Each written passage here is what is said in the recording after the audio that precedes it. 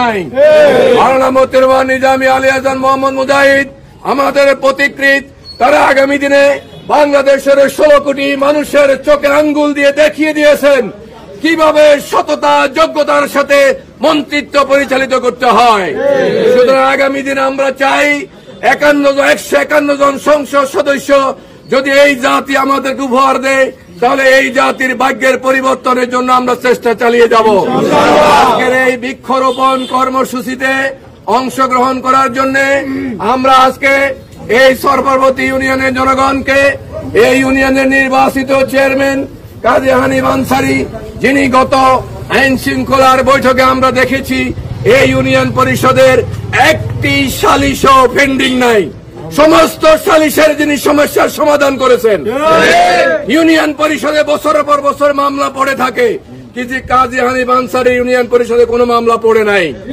সুতরাং আমরা সততার একটি দৃষ্টান্ত, একটি প্রতীক আপনাদের সামনে স্থাপন করে গেলাম। বিগত 2-3টি বছর তিনি দায়িত্ব পালন করেছেন, রাষ্ট্রের 1 টাকা তার পকেটে ঢুকে নাই, 1টি টাকা তিনি বাণিজ্য করেন নাই।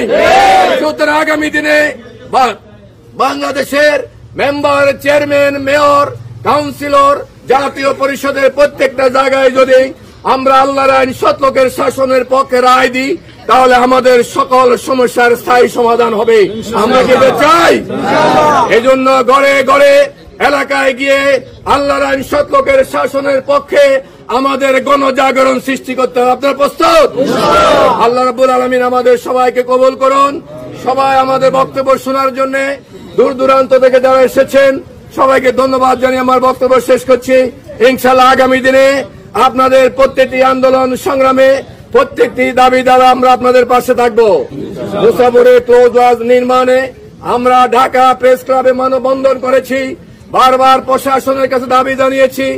আমরা আপনাদেরকে আশ্বস্ত করতে চাই ইতিমধ্যে সেনাবাহিনী দায়িত্ব নিয়েছেন এবং আমাদের সরপার্বতী চরাদের নদী ভাঙ্গনের এই সমস্যারও সমাধান হবে ইনশাআল্লাহ।